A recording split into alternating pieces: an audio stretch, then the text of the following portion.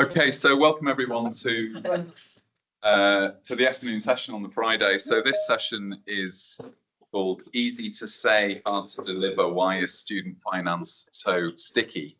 And one of my colleagues actually went to the trouble of looking at the definition of the word sticky before we started. And I think it's a surface which resists detachment due to adhesive properties. So you might want to reflect during the course of the discussion whether that is an appropriate metaphor for what we describe for sticky finance, and then we can feed that into all of our conversations about it after this point. So to kind of cover the topics, perhaps just before we start, we'll say who we are. I'm Chris Millward. My day job is I'm an academic in the School of Education at the University of Birmingham. I also spend some of my time working for the university's regulator in England. Perhaps you could all introduce yourselves. Hector. I'm Hector. It's a pleasure to be here. I'm a postdoctoral at Universidad, and also I used to work in government helping to student reform that I'm perspective, so excited about why we couldn't change our student loan system. I'm Krzysztof Czarnecki. I work as a researcher at the Institute for Social Research. And that's what I'm doing. Hi everyone, my name is Zhamilya. I'm a postdoctoral researcher at London School of Economics. Unfortunately, I don't have government experience, but I hope to later. And this session, it's worth saying, is partly prompted because we're all members of the International Student Funding Network of the CGHE, which exists really on the back of Claire Callender's work that we were celebrating yesterday. And I think we're all in different ways writing things for a book, which will be part of the Bloomsbury series, which will no doubt build on the topic that we talk about today. The concept of sticky, I guess, starts from an observation that once student finances systems are in place, they're quite difficult to change. And I think a number of us had observed that. And we will, during the course of the session, reflect on why that might be.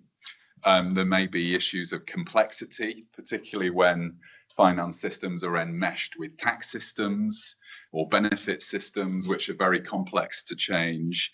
There may be issues of cost.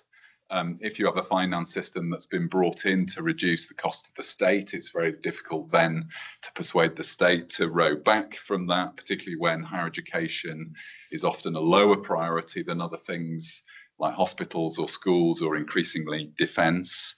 It may well be that changes to a student finance system will seem to be regressive, because spending on higher education may be perceived to benefit the wealthiest part of the population more than others. And then there's also a whole set of politics around the ideologies of change, notions of fairness, who it's fair to, and also constitutional issues and powers which seem to come into play. And we'll kind of unpick during the course of this session the different factors that appear to be influencing all of this. We decided to frame the session with a couple of quotes which were almost indicative of some of the challenges. So these are statements that were made by the former president of the USA, I think former president of Chile, yeah, and the current UK Secretary of State for Education, Bridget Phillipson, who at the time she said this was in opposition. And they're all in different ways promising to change student finance systems, Biden to rebuild the middle class and fight for hardworking families, Boric to alleviate educational debt, to remove that pressure from working people, and Phillipson wanting to give young graduates breathing space at the start of their working lives. So you can see some of the purposes that are being identified for policies of this kind. Alleviate debt burden, often associated with hardworking families, people who are in their 30s paying the mortgage that feel burdened by debt. Free up resources for spending elsewhere in the economy. Also, crucially, big issue in England at the moment, relieving the mental load that goes with debt. I think what we've experienced is that in all of these three cases, actually what has been advocated has not ultimately been delivered. Hector will talk about the US and Chile, and I think even Australia on your stuff as well a little bit. Zhamilya and Krzysztof have international data that looks at policies and change in different countries. So we'll try and unpack, some of the reasons for change, some of the factors that seem to influence it or otherwise, and reach some conclusions about that. We'll probably talk for about 2 to 3 quarters of this and then open up for questions from you. So with that, I'll hand over to Hector. Thank you.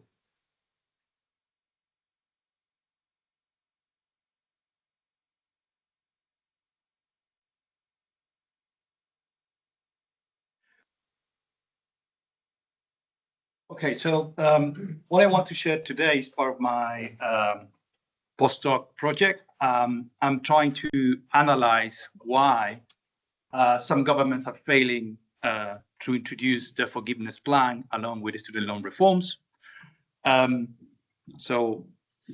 Historically, the forgiveness plan has been part of the student loan design in one way or another. However, during the last decade, we have seen political big announcements. So we can describe this like massive debt forgiveness plans. We have some announcements in Colombia, but the most important and more biggest one happened with Biden, Gabriel Boric in Chile, and Anthony Albanese in Australia.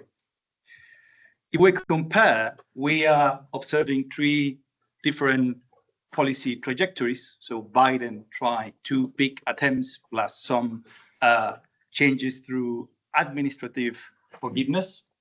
Most of them, particularly the policy proposal through the Heroes Act and then the Higher Education Act, failed because a lawsuit against them and they were declared illegal. In the case of Gabriel Boric, the government presented in 2024 a reform to the student loan system, which include a universal debt relief plan. And just last year, we have also the case of Australia with that automatic reduction of 20% of student debt for all debtors. That actually happened, and it was legislated briefly in around 4 months. So we have 2 cases of failed process of debt forgiveness, and we have 1 case of success. What are the policy arguments behind them? Fundamentally, fixing some market failures related to the student loan system. Of course, indebtedness is one of the huge elements, but that is not the main reason. There are also arguments about fiscal return, how we can government actually return that debt.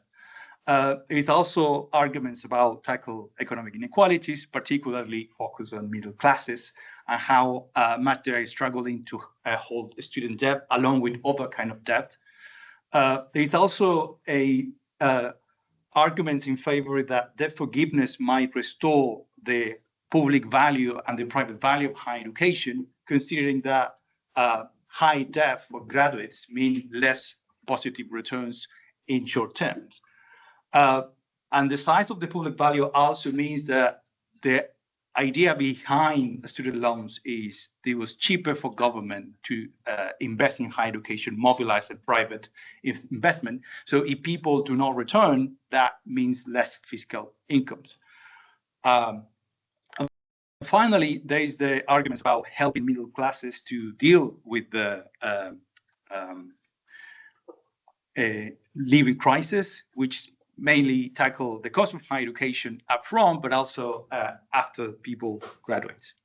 So here is one of the examples about the rationalities behind this policy. So Prime Minister of Australia said, this is another way my government is continuing to deliver cost of living relief to Australians. Getting an education shouldn't mean a lifetime of debt. So there is a strong argument in terms of inequality and help middle classes and restore private value. Now, in the academic debate, there is not too much attention to the forgiveness, at least from the side of the political economy of it or the policy process. Most of the debate is concentrated about if these policies are progressive or regressive. It means if they are benefiting people who are already wealthy or actually help to smooth the financial status of middle classes. There's also an interesting debate about if these policies are responsible or not, or this is part of like a populist agenda from the central left specifically. one of the elements that has not been debated is why we see different policy trajectories and what might explain why some governments can actually deliver these promises and why others fail. So I'm talking mainly about the case of Chile, but I'm going to cross with some elements of the US case. This is basically because I'm being focused in Chile, and I'm still gathering some qualitative data from the case of the US. Important disclaimer, as I mentioned before, I was involved in this process. I'm helping to design the forgiveness plan and also to model a little bit the student loans proposal the government had. But mainly also I'm been collecting the documents and the interviews with policymakers to understand what happened, and also with other stakeholders to understand why they oppose these reforms. So Chile is an important case. I mentioned it yesterday. We have a neoliberal shock. We introduced a student loan system in the 80s as a part of the wider process of privatization. We also have different student loans in our history. We already have a total of 5 student loans scheme since the 80s. Now, at the moment, we have just 2 active. Interestingly as well, and this I published a paper of this if you're interested. So Chile already introduced 6 debt forgiveness plan. The first one was in the 90s. So that means that basically all our student loans schemes have been forgiven at some point. We have 1.5 million of debtors, more or less, and also we have 4 attempts to reform the student loan system since 2010, because we have a massive student movement. Now, in this graph, you can see how much the country spent on student loans compared with the total investment in higher education, plus other investment in culture and research. So in red is the investment on student loans. So you can see that over the last decade, we have been spending a lot in a student loan system that continued until the implementation of the tuition reform in 2016. What was the proposal of the previous government? The first one was to replace the student loan system, which have 2 main schemes, just create one. Strictly speaking, was not an income contingent loan. We used to call it like an income contingent graduate contribution, which is a kind of like a peculiar variation of an income contingent loan, because the main difference is you're not paying the amount of the fee of your degree. You're paying a contribution for a period of time which rely on how many years you study. So some people describe this as a graduate tax, but we can discuss about it, but technically it's not, because it's not mandatory and you can use it based. So for example, you can just use this instrument for funding just 1 year of your studies. And then you might do a contribution for 4 years. The other element of the reform was the debt forgiveness plan, which actually have 4 components. There was this global component, which was a reduction, like flat reduction to all debtors of around $800 to a maximum of 1,005. The amount of forgiveness that you get depends if you finish your degree or not, and if you are up to date on your payment or not. So the idea was to forgive more to those who are up to date, but never finish their studies. Kind of a moral rewards about behavior. There also was a process of debt liquidation, which means that debtors, after receiving this global component, can just finish the debt in one payment, and they're going to have an extra 25% of debt forgiveness.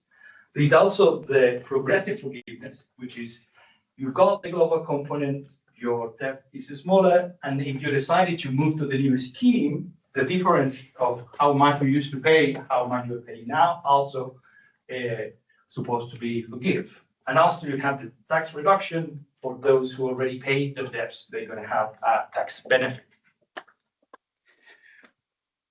This is a result of the work that we did with Lorraine Tirten, simulating how the student loan proposal or the income graduate contribution may look like, we compare with a more traditional student income contingent loan.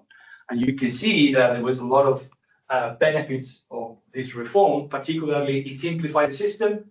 The banks get rid of the system, and the system is more centralized, it's more efficient.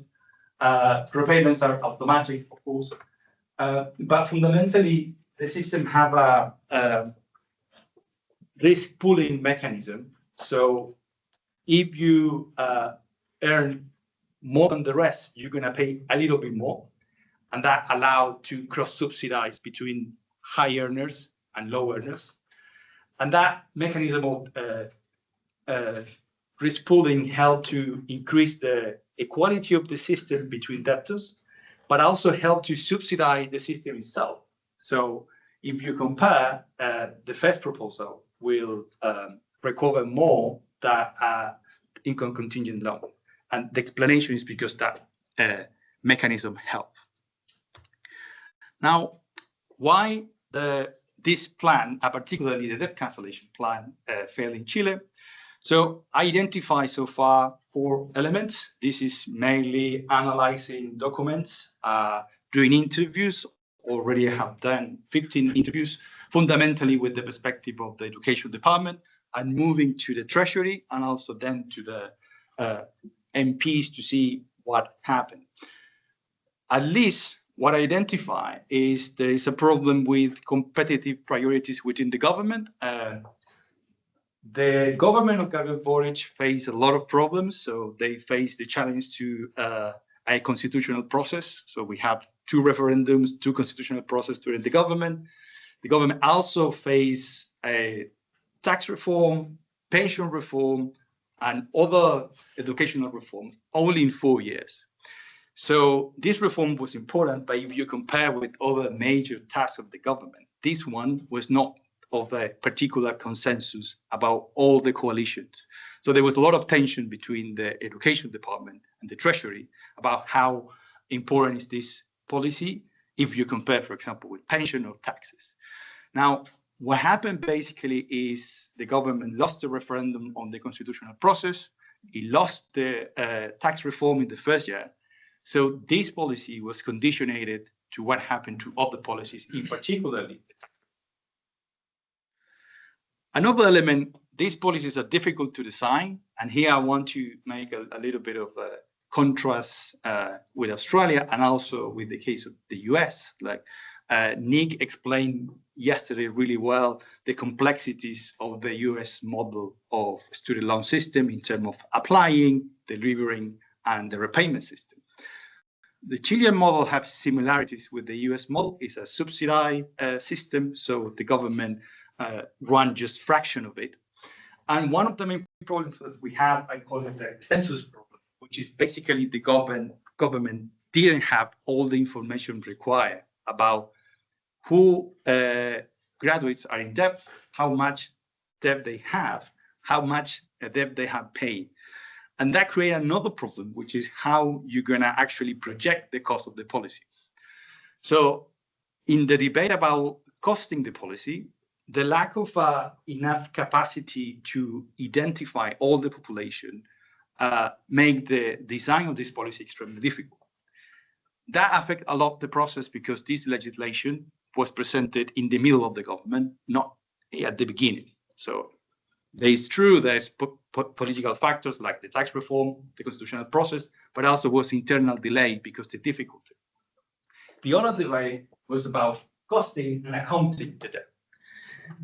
And here it's important to mention, this is a quote of one of the institutions that oversee the Treasury, that there's a debate about how actually cost the investment that the student loan system require. Usually, student loans have a subsidized component. We never going to be returned.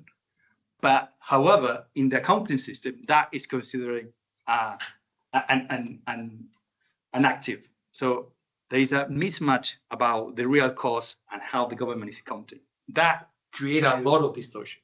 That happened also in the UK, I think, where there was a reform in 2018, when the Treasury decided to just change the way that they were counting the student loan system, so they eliminated and considering that subsidizes are cost for the Treasury, is money that will never be repaid. We couldn't clarify that. It took at least 4 years to do that, and also that delayed the process. Other elements that affected the policy was opposition from universities, particularly for the private sector. The reform introduced a system of regulation on fee levels. In Chile, universities can decide how much they charge, what kind of degree they offer. The tuition-free policy already introduced a limit to how much they can charge, and this proposal introduced that limit to the rest of the education system, and that forbid institutions to enforce any kind of co-payment. So that was the key debate. Certainly, institutions protest against this element, but they do it, of course, publishing editorial pieces, letters, but also they do try to boycott the design and try to challenge government decision. They also coordinate with the opposition parties to try to negotiate that and include and put pressure on the government to get rid of that element.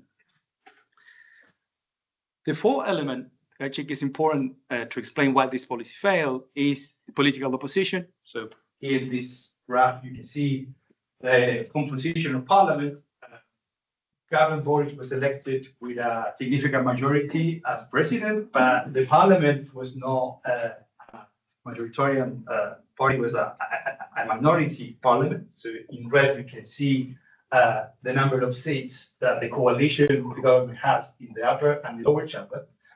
To pass this law, you need a simple majority, so it's 41% of the seats, and even adding all the efforts of the entire coalition, you don't get enough vote. So that gives veto power to opposition. What happened with the reform? So the reform passed the first legislation process in 2015 at the beginning, but got stopped in the second legislation process in the Senate, where the veto power was more powerful. A similar situation happened in the US. I'm still triangulating this information, but in one of the interviews, one of the arguments said that why Biden decided to go through executive action instead to go to parliament. One of the reasons was the composition of Congress. They have a stronger majority, but a fragile one. So, and not all members of the Democrat Party were in favor of this policy because they considered that there was regressive, high concentration of public investment in already wealthy people. So that explains part of the decision. So you can see some similarities about how the composition of parliament affect a lot this decision. And to finish, and some moving a little bit beyond the case of Chile, I think it's important elements to keep exploring to understand why this policy fails and why student loan systems are so sticky. The first one, student loans have a powerful feedback mechanism. They create a lot of negative externalities, but we are talking about liquidity. And when you touch liquidity, that harm and put in risk institutions and students. And one of the elements that I've been thinking is like, debt forgiveness usually mobilize the negative externalities to push for reform. But the proposal doesn't solve all the externalities and also create a lot of uncertainty. So create fragile coalition of support that are sometimes weaker than the coalition that actually favors student loan system. So as I show in the case of Chile, the fact that some important sector of the private providers were against the reform and they create a coalition with the opposition, water down the policy and the reform. In the US, you see kind of similar dynamic with some private providers attacking the reform and the Republican Party also presenting lawsuit against this kind of proposal for political reason, but also for economic reason. Another element I think is important to consider is how difficult it is to introduce these policies, because when you have a higher education system based on market process, state capabilities are quite weak. One of the elements that might explain the success of the Australian case is they have a really centralized student loan system. So it's easy for government to actually apply the forgiveness. They have all the information that they needed, they can cost it, they have a positive parliament and in favor. So this is why basically they just reduce 20% of all the student debt in 4 months. It was different in the case of the US, it was different in the case of Chile, because the market coordination was so powerful and government capacities were weak to deliver this kind of policy. So you need to gather all the information, estimate the cost, and you don't have any institution which is capable to concentrate that information. So that delay the process and make difficult the design. Another element is that the innovation that we propose as a part of these reforms try to solve some problems of the student loan system, but I think that they do not generate enough support in the sector and in party politics. In that, and why? Because basically they're restricting access to liquidity.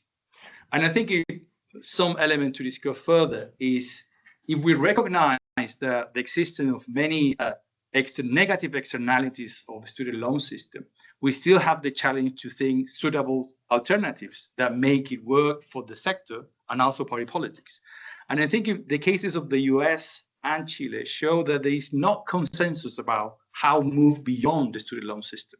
And that's problematic in a way because we know the student loan system have a lot of problems, but we don't have a clear solution that actually is recognized as feasible and necessary for the rest of the sector. And that makes it extremely weak to introduce any kind of policy change. And I think that might explain one of the stickiness of the student loan system and the difficulties that Chile and the US experienced trying introducing the forgiveness policies. And that is. Thank you.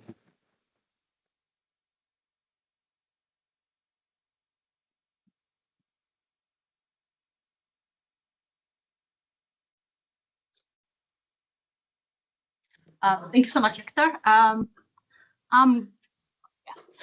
going to present about I'm going to present more in a comparative perspective, how higher education, student support, and tuition fee systems have changed before and after classification, and also trying to explain some of these changes from more of is it because the public opinion was for or against change, or is it because of the changing and developing academic ideas about student funding, right?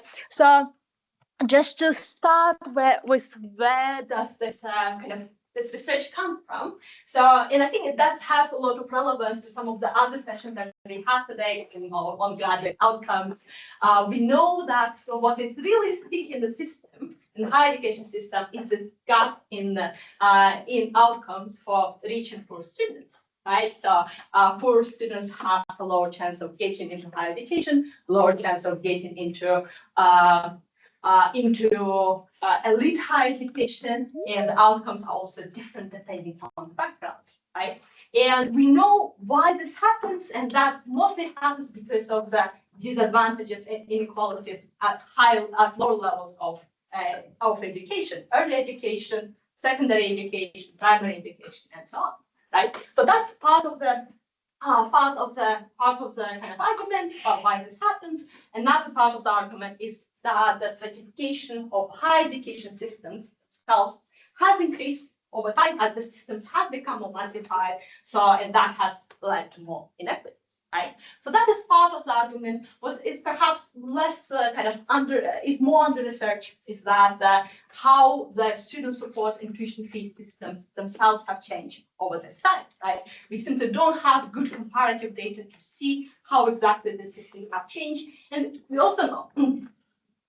Sorry, we also know that in addition to kind of policies at earlier stage of education, the kind of student support policy that's in place is important because poor students, they consider costs when they go into education, they consider costs when they choose their education, and costs themselves have an impact on graduation outcomes, right? So, and that is basically what my research is trying to address. And now going back to what would we expect in the system of higher education and student support policies themselves as the system becomes more massified.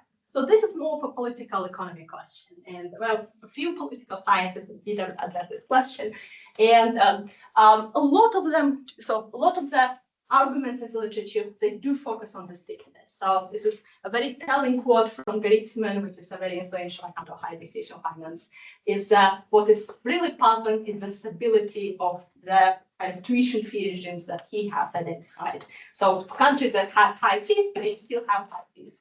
Countries that had low fees, they still have low fees. So that is the dominant argument about stickiness of student finance. There are good reasons, political reasons for this stickiness to exist. And that has to do with some of the factors that Hector identified in this presentation, complexity of the system, but also to some extent public opinion, right? Because introducing tuition fees is very unpopular, but also expanding the system, making it more generous, introducing higher levels of grants, lower tuition fees, and so on, is fiscally really difficult because of the constrained fiscal space. So that is kind of why the policies should be sticky. But to some extent, from political science and policy studies literature, there will be also some arguments that would be, to some extent, against this account of overwhelming stickiness. And the reason is, first of all, that overly rigid policies, but policies that don't change themselves as the external circumstances change, will lead to policy drift. Our policy will not reach the same outcomes as before, right? And also, there is an argument that very small changes in policy systems can lead to very big outcomes, very big changes in outcomes over time. So all I'm trying to say here is that, well, we have a lot of strong accounts about the politics of higher education, but to some extent, this kind of comparative dimension of how the systems have changed over time is missing. Yeah, and that's exactly what I'm trying to do with this paper, kind of trying to compare how the systems of higher education finance have changed. Now, what this paper does, it looks comparatively at two cross-sections of student finance and tuition fee policies. First of all, in 1980, second in 2020. That's before and after massification. I can show on the next slide, but this is basically massification in 1980. You can see it's low, and that's gross enrollment levels in tertiary education. Sorry for not having the title for the graph. But in 1980s, it's relatively low. In 2020s, enrollment levels are quite high. So that covers the period when the enrollment levels in higher education have become massified, when there are more opportunities have appeared, especially for poor students to join higher education, but the gap in outcomes and gap in access haven't addressed. Yeah. So that is what my kind of the two cross sections look at, the tuition fee and student support policies at these different periods of time. Now, I'm also, after looking descriptively at these two cross sections of how did tuition fee policy change, how did levels change, I'm also trying to speculate about, well, why did they change or why did they stay the same? And I'm looking specifically at two factors. One is what I'm saying is a roll of ideas, but actually what I'm trying to say is that, well, was any of the academic evidence that we have collected a lot of about how financial support instruments affecting equality and equity of access and so on, has it been translated into actual policies? And here I'm not talking as an expert on this literature. I'm trying to kind of provide some sort of overview of the literature, again, compared with some of the outcomes and changes in finance policies. Now, the second question that I have, whether or not this kind of blame avoidance is it, saying certain reforms didn't happen because they're unpopular, does it hold true? So that is basically what I'm trying to do here. And this data that I'm going to present now, it draws on my data set on student finance reform in OECD countries only. So it's only high-income affluent democracies. They're kind of, and specifically it draws on legislation and regulation policy in 1920, and in some cases, especially where either student support or tuition fees have been deregulated, it draw specifically on kind of country-specific statistical sources. Yeah.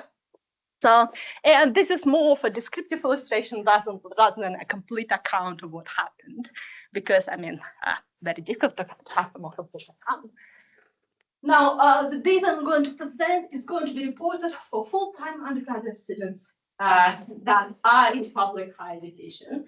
The reason is that it's not easy to collect data for anyone else.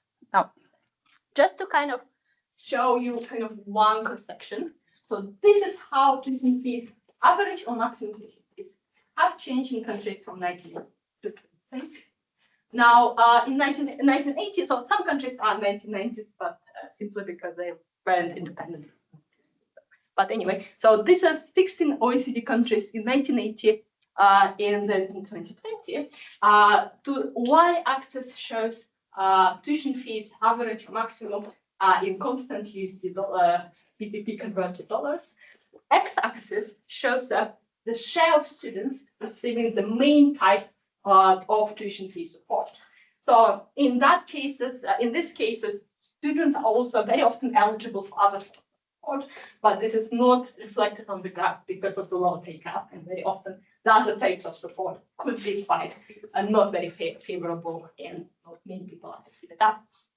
Now, what it shows is that what was classified in the literature as high tuition, high fee system, high support system, is the universe of cases basically has expanded. So there are more cases, more countries that have this kind of high tuition, high support system. So as compared to 1980, before massification, and we are talking only about full-time students in public universities. So potentially, if we were looking at, say, postgraduate students or international students especially, the picture will be completely different. Now, looking at the student support, so this is the student support tuition fee assistance, only tuition fee assistance before and after massification. What it looks at is whether or not, what is the main type of support that students get for tuition fees. And it is not the support that most students are eligible for, but the one that has the highest take-up. And we can see there are more income contingent ones, but especially in places that didn't have tuition fees in the first place. And I mean, UK is a good example, Australia, New Zealand, some other examples. We also have more merit-based support in cases where kind of merit-based support didn't exist because of not tuition fees, but that's basically the dual-track tuition fee systems in Eastern Europe. And we have Chile that introduced tuition fees in 1980s at the start of those kind of things, right? And but now has introduced merit-based support, right? So, and I also compared at levels of grants over time. So this is the levels of maximum level of grants that maintenance grants that people are eligible for. That's kind of all part of students. And in 1980 compared to 2020.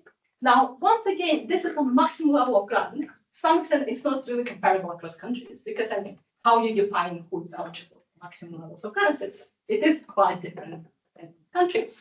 And also it kind of artificially inflates the kind of levels of grants available in countries where grants are defined using a formula, because you can put 0 in the formula, and that gives you a very huge number. Anyway, but we can see that the maximum level of grants has increased on average, except for some countries. Once again, UK is a bit of an outlier that has got rid of its maintenance grants, but there are also some countries that have maintenance grants where the grants didn't exist before. And also many countries where the maximum level of maintenance grants has increased as compared to before. Now, we also have, so this is a bit of a kind of experimental thing, but I'm looking at basically the income threshold to receive at least $1,000 PPP converted in maintenance grants.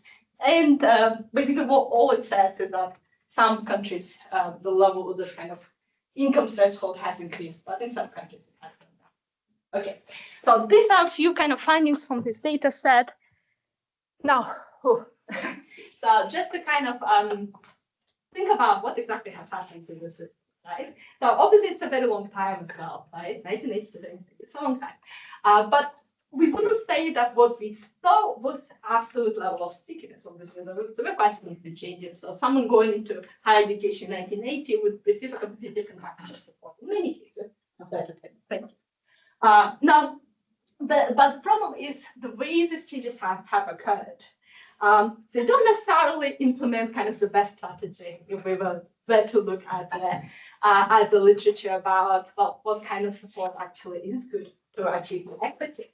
A few examples. So first of all, there is more merit-based tuition fee support and more merit-based, this preservation of merit-based grants as compared to now, from the literature, there's the one that I looked at. That's not very good for equity because at the very least, it doesn't affect equity. At the worst case scenario, it will lead to less equitable outcomes by directing the subsidies to students who are better off.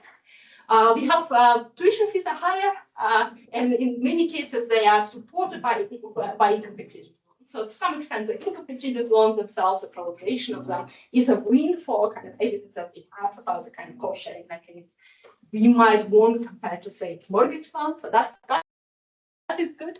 But also cases in big cases like the United States, where the available support does not cover the entire fees. So where the tuition fees have been deregulated, the actual cost of attending university are not covered by the level of support, which is also not good, considering that what we know is that need-based grants need to be substantial enough to cover costs to actually have good outcome on equity. Now, also, there are more student loans, even though there is a lot of evidence of debt aversion among poor students, which is, to some extent, if the argument is that, well, poor students are debt averse and having student loans is not good for them, then in that case, that's also not a good policy. Now, there is also, obviously, there are a lot of debates in the literature, and there is also a strand of the literature that argues in favor of student loans, in favor of tuition fees, because of regressivity of full subsidization of education, and because of the fact that this kind of resources that you free up this way, you could use it in other ways, in primary or secondary education, Millward being primary example of this argument.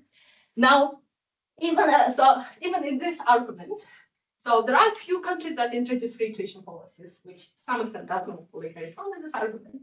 But also in countries where this kind of model has been adopted, with higher tuition fees, income contingent loans to cover tuition fees, this kind of proceeds to some extent. I only know the UK case, but to some extent they were not shifted continuously into early childhood education. So that kind of model hasn't been fully implemented either. So what is going on? So why do we have this development, right? So they don't seem to be like a strategy to kind of address equity. Maybe equity wasn't a concern for politicians, but it seems to be to some extent a concern for people, right? So I want to consider in the other part of the presentation to some extent, so why might this be happening? So I think so the way I would be able to explain these outcomes is by looking at the role of public opinion. So this graph, you can't see it really well, but what it shows is that in kind of these Austrian democracies, people are very supportive of government support for low-income students, right? So that and low-income students are, so on this graph, so you can't read it that well, but they're as popular as environment. So the orange, the mustard color graph that's close to the red graph is government responsibility to protect the environment. So people are relatively as supportive of supporting low-income students as they are of protecting the environment, which to some extent is quite huge for students.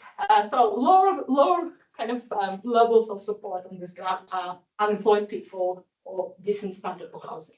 So I mean, students are more popular than unemployed people based on this kind of based on this argument. Now, what does it mean? So to some extent, that might mean that people will be generally opposed to tuition fees, and to some extent, that is what I can see happening. So these are all reforms that have tried to introduce relatively not super high, but tuition fees above 500 PPP converted dollars for every single full-time student virtual program. And many of these policies have been overturned. For some cases, it took a very long time, but they were overturned, at least partially or fully overturned. A very good case is Hungary, where the policy hasn't been implemented twice. Both times it has been cancelled. So basically, the green stuff is full overturn of the policy. The light blue stuff is basically partial overturn. And one case is Chile, where they have introduced means test of tuition fees. Some is partial overturn, but it's a very substantial overturn of the policy basis. So to some extent, the kind of stickiness holds, right? So some of these arrangements, such as low tuition fees, they do hold. But we still see that our average tuition fees have increased. So what happened? I don't have the actual kind of the data to explain how exactly it happened, but what I'm trying to argue here is that replacement does happen. So kind of the benefits become less generous in kind of less standard ways. Here's an example of maximum grants per year in Austria from 1980 to 2020. And what happens is that these grants are not being updated with inflation. Maximum levels of grants, they affect everything else. So they affect how much grant someone else gets, so depending on the income. And not updating these levels of grants is important because, then everyone else is using less. And there are long periods of time when grant levels are not affected with inflation, and that to some extent is something that's not very salient, not visible. It's not, potentially, it's not like everyone has agreed to not update because of inflation, right? So retention happens in less salient ways. Retention happens through layering by introducing, say, a fee paying route to what was fully publicly subsidized education, which was the case with dual track tuition fee systems in Eastern Europe. Retention happens by introducing private higher education system and allowing it to grow without providing subsidy system. Now, and to some extent, I don't have data on something. There's very little data, comparative data on public opinion about education. So I cannot really say with certainty. But one example of how some of these arrangements kind of slip through kind of public opinion, this kind of restraining net of the kind of policies that kind of is. One example is that if we compare the support for private universities versus support for tuition fees. So generally, people are more opposed to tuition fees as compared to how opposed they are to private universities. Now, this is an interesting finding. Maybe they know, I mean, something that many education scholars know, that you don't necessarily need to kind of fund private university with tuition fees. Maybe that's the way they're thinking when they're responding to this question. But potentially, I mean, when people think about, and it's difficult to kind of just judge it based on this, just on this data. But maybe when people think about the kind of preservation of public support system, tuition, low-cost tuition fees, they think only about a certain category of students, a certain category of universities, and the retrenchment was happening in some other categories, potentially to non-traditional students, potentially to students who would have to pay for the same education than people in, say, free tuition practices. Yeah. So, and to some extent, just to summarize some of this argument, yeah. So what I was trying to say is that, yes, so to some extent, tuition fees proposals have been sticky, but only the most visible aspects. That's why I like this kind of definition of surface. So surface level, something that people can really kind of control, can see and hold the government accountable for, that surface level has been sticky, and we see that even by tuition fees have been introduced, they have been scaled up over time. Yeah. So that's the case, but inflation still happens, and it happens in ways that potentially doesn't create as many opportunities for spaces for abilities. Of course, they're being pushed to someone, just not the kind of student, the standard student you think about, right? And it happens in this kind of less salient ways. And to kind of return back to the plenary session yesterday about calendar, I think it was, I was mostly impressed with how she led the fight for part-time students, because part-time students would be potential students who kind of slip through the cracks and someone who not many people care about. But to some extent, it's really impressive that she was able to argue for that policy, overturning some of the retrenchment presenting patterns. So I think that kind of offers some hope, that kind of history. And and kind of to also summarize, another thing that I want to say at the end of it is that for kind of policymakers or for advocates for different types of student finance arrangements, I think it really what this kind of research might mean is that, I mean, the retrenchment happens anyway in less visible ways. And perhaps it's important to kind of create these opportunities for discussion of the actual trade-offs, actual fiscal situation. I'll say, who do we actually push costs to, rather than say, just non-traditional students, just from international funding. Yeah, so that's kind of. Thanks so much.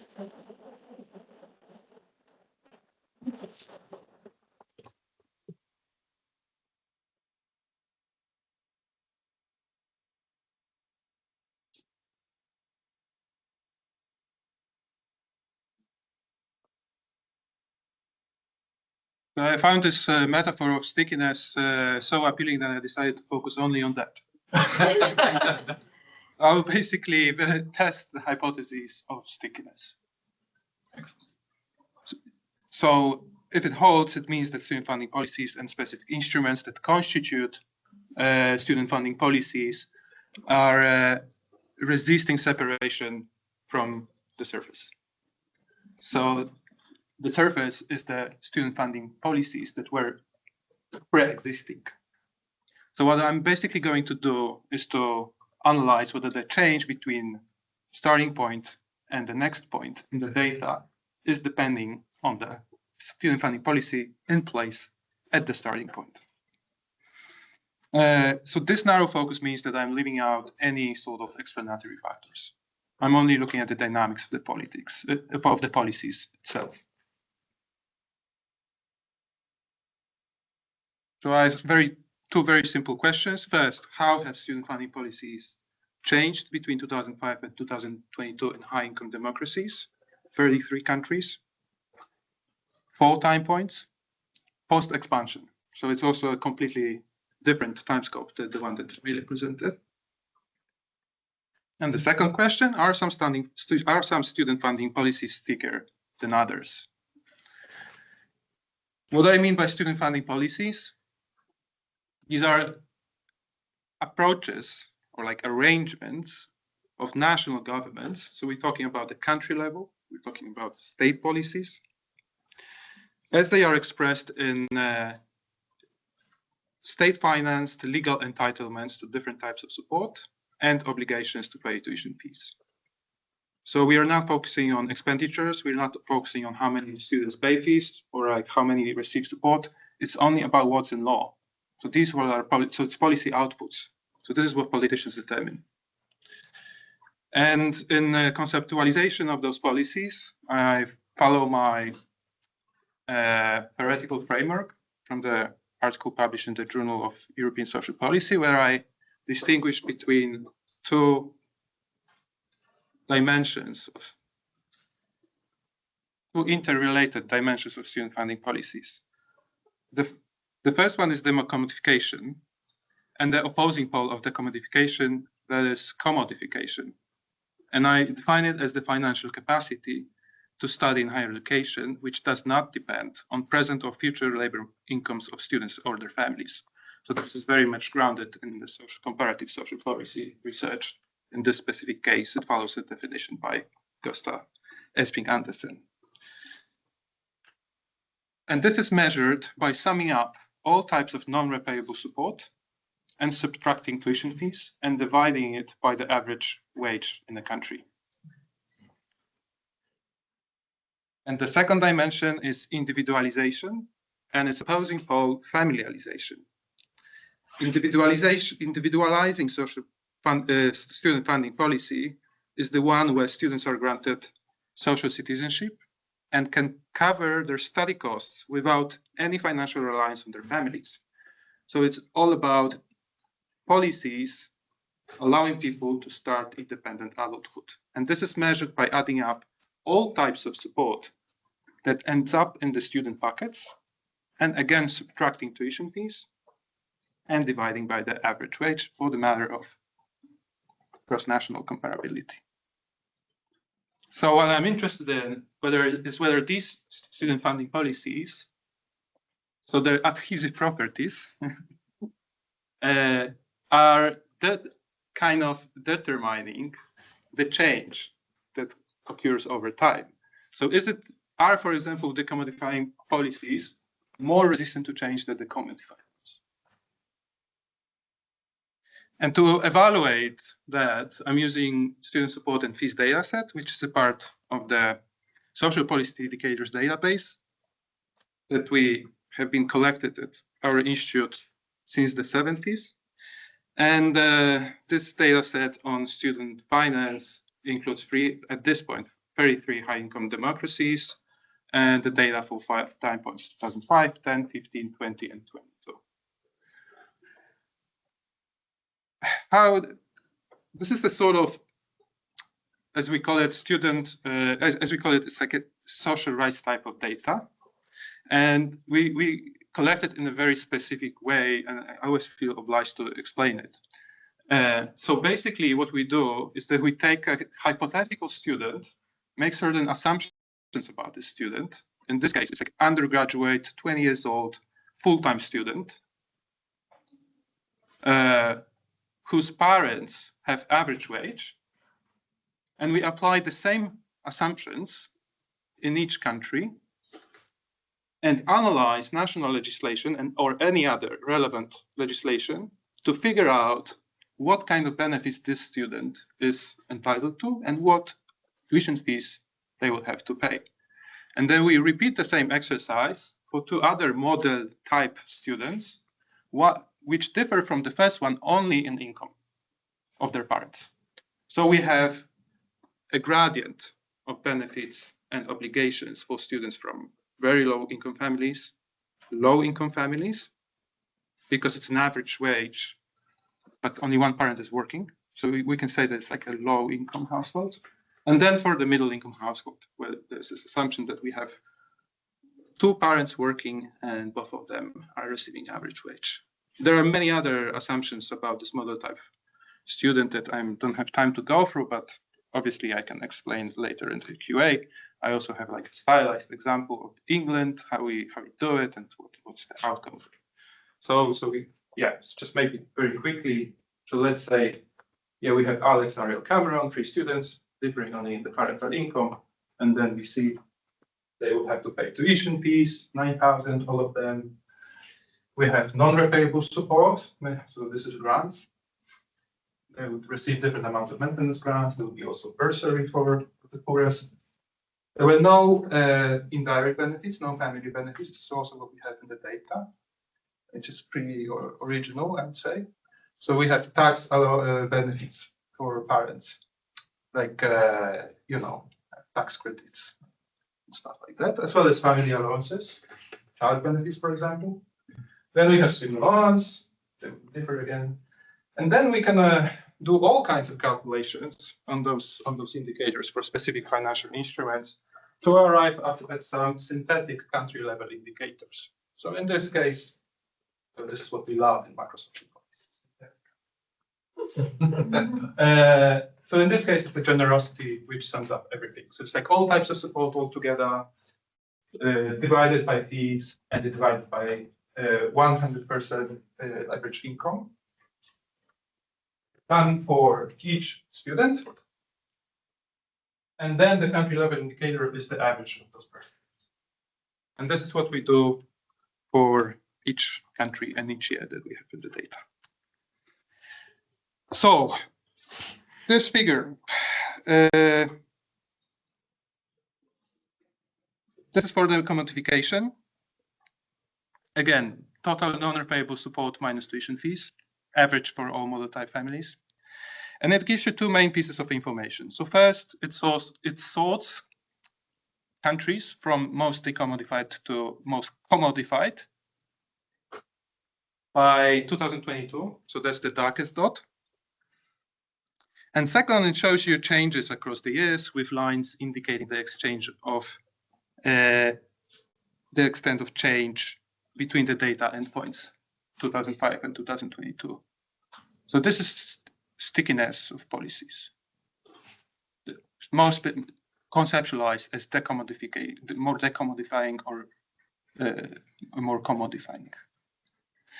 So the commodification markedly increased in 5 countries in that period and decreased in 6. In most countries, very little or no change. England, on the bottom. So this is exactly what Vicky Bolivar recently claimed, in hyper-commodified higher education funding policy. And this is the picture for individualization. So again, it's only student-targeted support of any kind, minus tuition fees, and then divided by the average income in the country.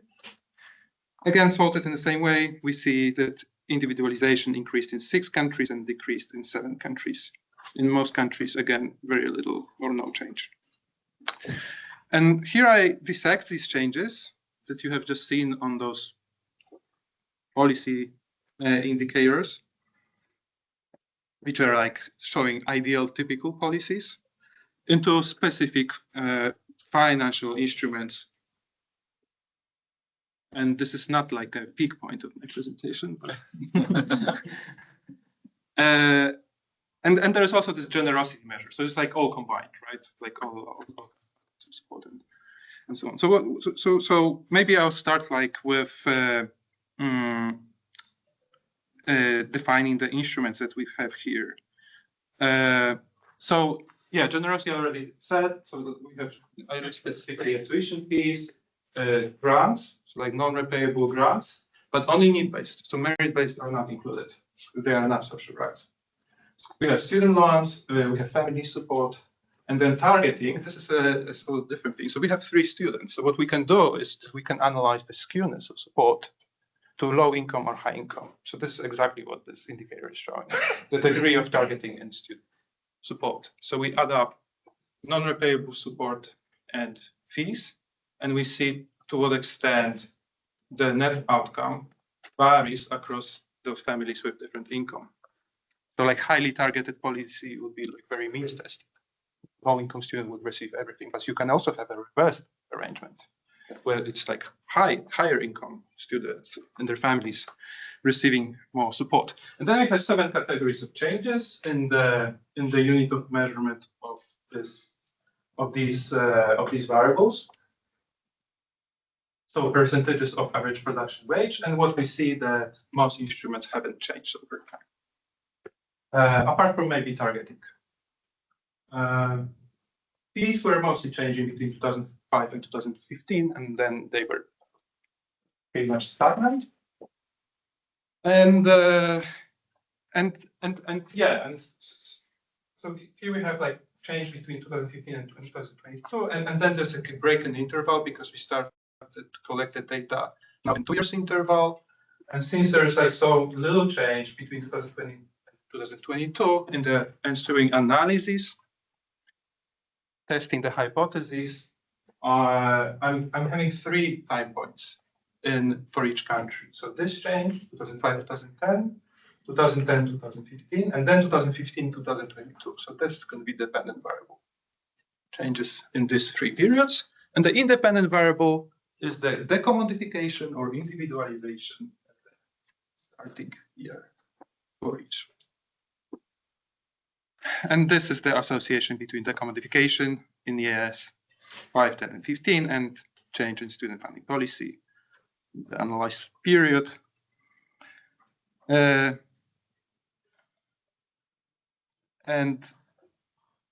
so on the x-axis, we have change in decommodification. So like basically whether decommodifying policies or commodifying policies are changing over time depending on their starting level, and then other variables that are introduced. And here on the y-axis, we have the levels of decommodification at the starting point.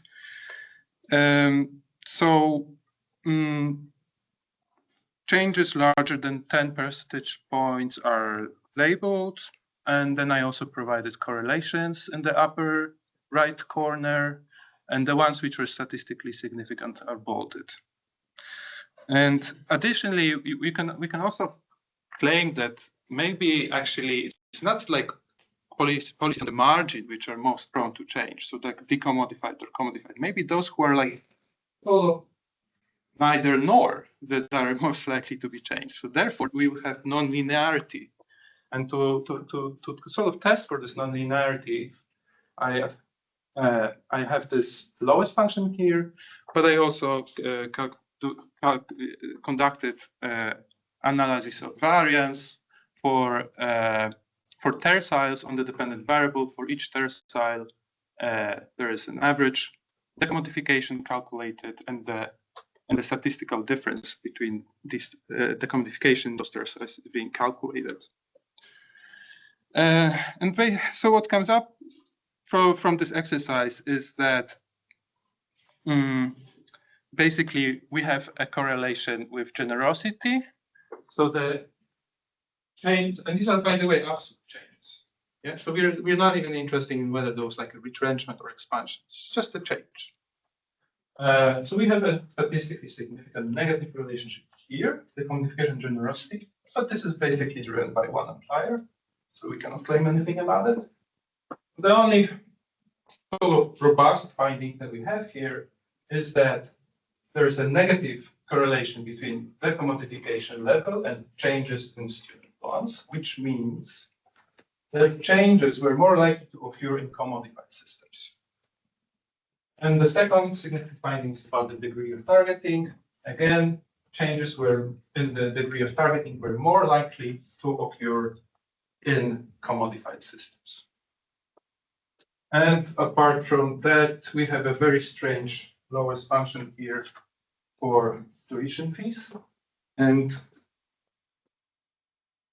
you can actually, and this sort of suggests that there's probably a different gradient and a threshold effect. So you can, for example, claim that you cannot include zeros, right? So I rerun all the analyses only for the observations where the commodification is non-zero. And then you can actually see that that tuition fees, so this kind of correlation, which is very big, becomes insignificant where we remove the countries where tuition fees were non-existent. And apart from that, tuition fees are also more likely to change in the countries which are more commodified when we exclude those without tuition fees. So what this implies that since we have, when we include zeros, it seems that tuition fees matter, but if we exclude zeros, tuition fees don't change, right, by the commodification. This means that countries without tuition fees are more resistant to change.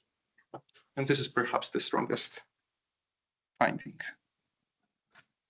And then I did the same thing for individualization, and maybe without going into details, I'm just going to say that there's basically no relationship on any variable apart from the change in the degree of targeting. So more familialized systems, less individualized, are the ones in which the degree of targeting is changing more often. So that's the last figure. Yeah, on the right down. So to conclude, student funding policies did not change significantly between 2005 and 2022 in around 60% of high-income democracies. And in the other countries, changes occurred in either direction. So we cannot really say that we have like a trend towards cost sharing. But we also cannot say that we have a trend of expansion. As policies are sticky in most cases, but there are notable exceptions listed here. So these are the countries which have seen the most significant changes over the years we analyzed. And then there is no clear or strong evidence that some student funding policies are stickier than others. However, some specific policy instruments are stickier in some policies, as we have seen. So first, we have countries with decommodifying policies, but no fees at all, are very unlikely to introduce fees. Yeah, so this is what we have seen when I removed the zeros. And then the changes in fees were more likely to occur in highly commodified systems. Secondly, countries with decommodifying policies were relatively less likely to change student loans or the degree of targeting of non-repayable support and fees.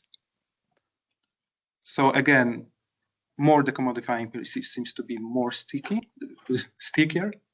And then thirdly, the only significant finding for individualization, for those less individualized, so familialized systems were relatively more likely to see changes in the degree of targeting. But this is really logical because in familialized systems, lots of support is directed to families, and that's typically family allowances and different tax benefits. And it's very often the case that these are means tested. So sometimes the degree of targeting would be changing simply because incomes in the change over time of households or some other external factors. So this is more about policy drift probably than some intentional policy reforms. And then what are the possible explanations of that? I mean, I completely disregarded this institutional context in this analysis, so we can only speculate. But maybe changes in policies in this analyzed period were driven by political and ideological factors rather than pre-existing arrangements. One important exception is the introduction of fees, which appears to be politically unfeasible in high participation systems with decommodified policies. And then thirdly, we've seen that commodified policies are more likely to be changed. Why is that? Maybe because they are loud but noisy. So their salience is high. They are constantly debated, like in England, but the attitudes towards them are polarized. So as a result, politicians are incentivized and very eager to modify student loans, fees, and means-tested benefits, which are usually, in most cases, typical components of commodified funding policies. So this is speculative, and you're more than welcome to test if this holds.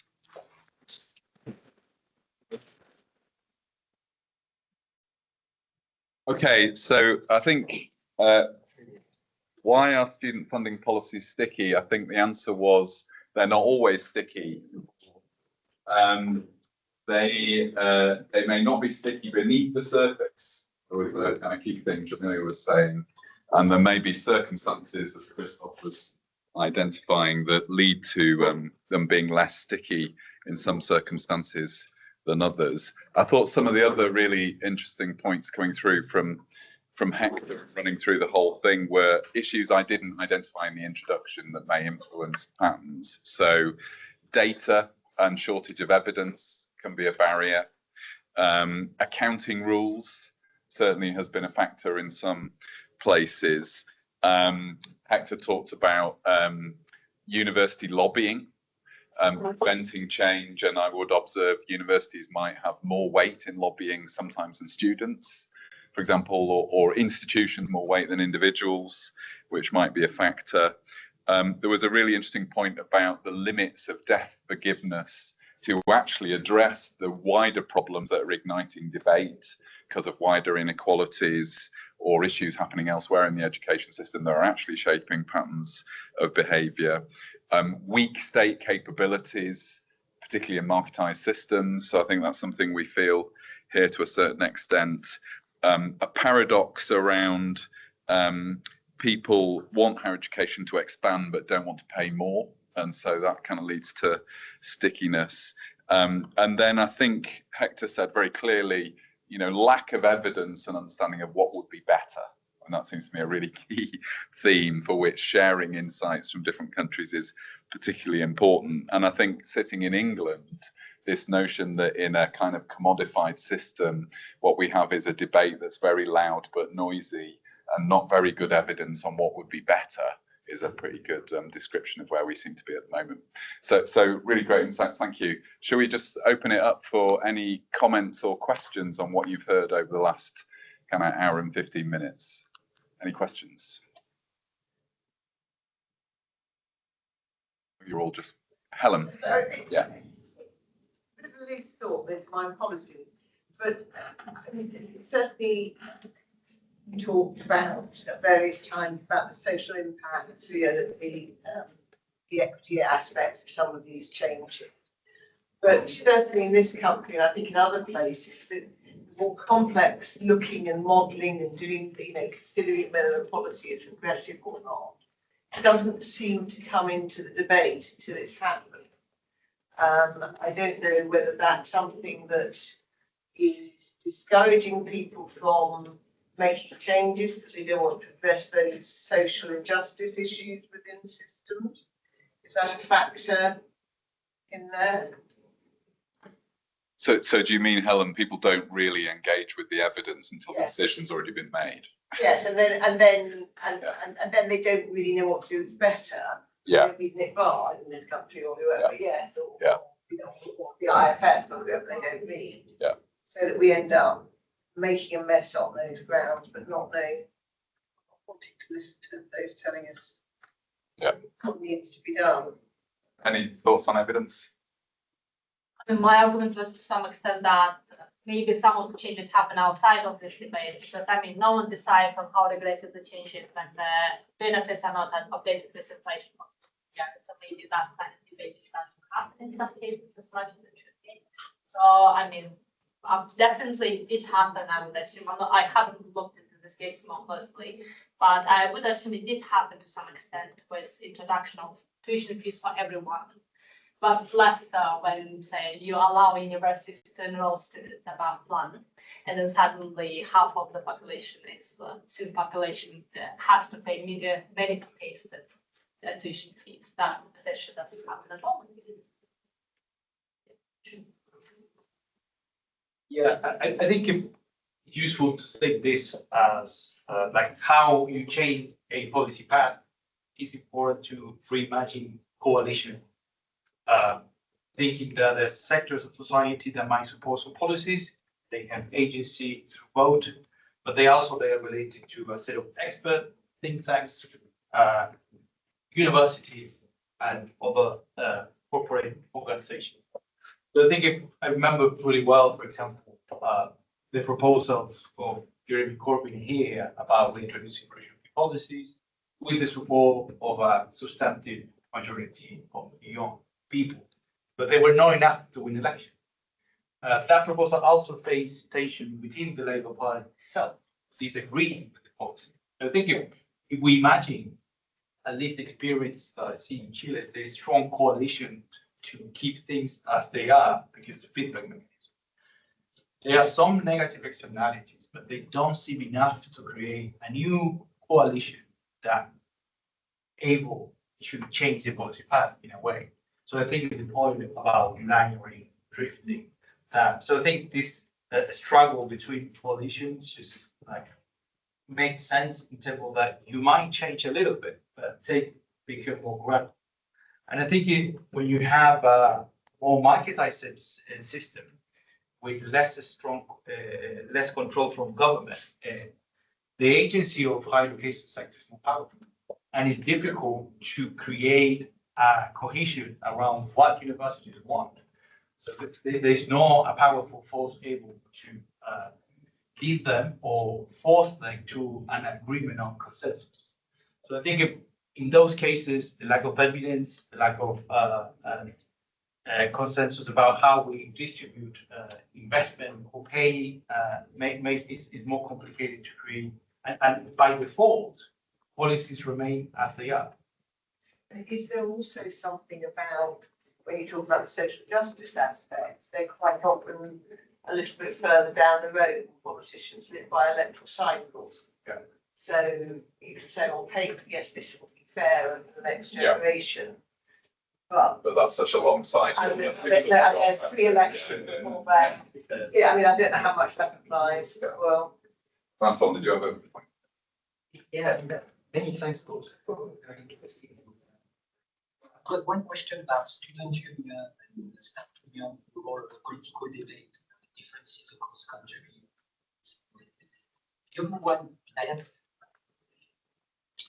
The other one was,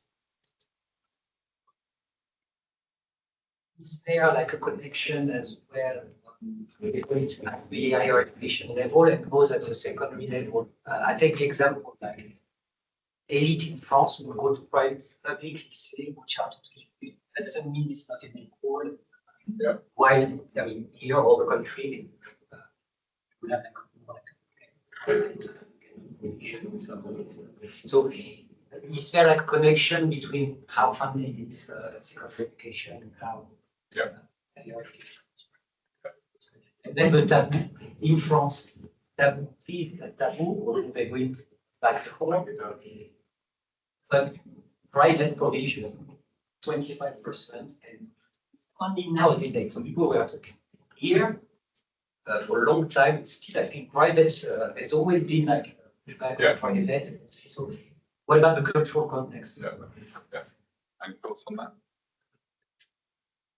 So, kind of 2 points. One is, I think the first point is about where are students in all of this, and do they have the influence? The second is, how much is this very particular to cultural context and attitudes to things like privatization or fees on it?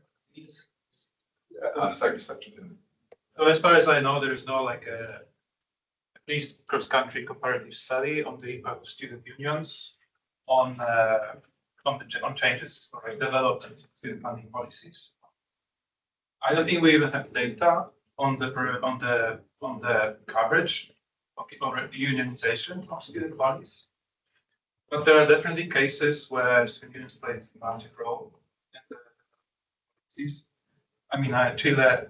Yeah, I mean, almost whole academic year gone, right? But also very weirdly in Estonia, where they actually aligned with the conservative nationalist government, which, as a result of that, abolished tuition fees, but only for Estonian-speaking majority. So it's like stories can go like, in all directions, and it's like really case-specific sort of explanation that you have to search for. I think when you look at specific factors, just as you say, like student unions, staff unions, which is like, it's hard to generalize.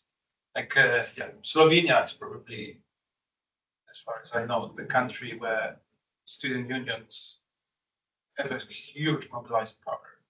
And it's just like almost impossible to touch anything in this because of that.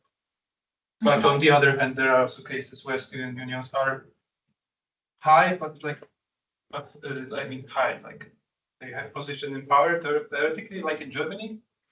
But but they couldn't, for example, prevent their student support system from policy decrease in value for 20 years.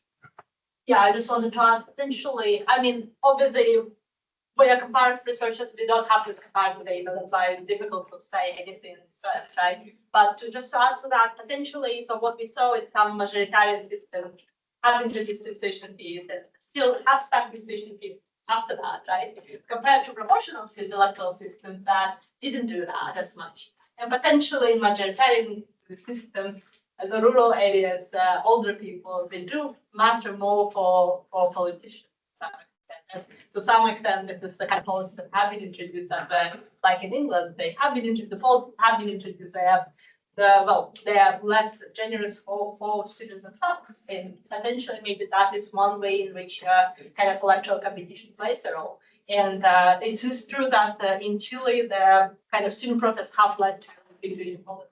But UK had the student protest as well, and that didn't do it. I think so. To some extent, we kind of wide electoral competition.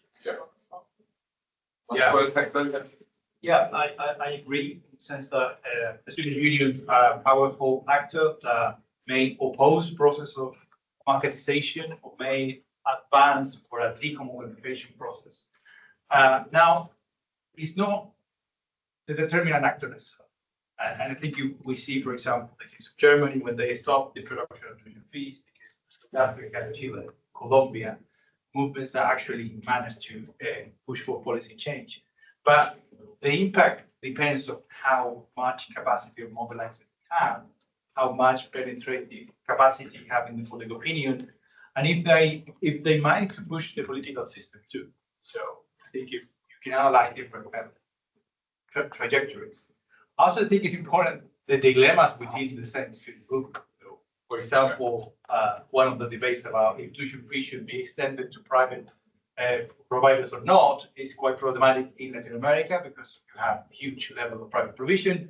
Most of the students from low incomes go to private universities. So if you want to, your movement become like massive, you need to concede that point. And that creates all kind of distortion. Right, thanks everyone. Thanks to our speakers in particular.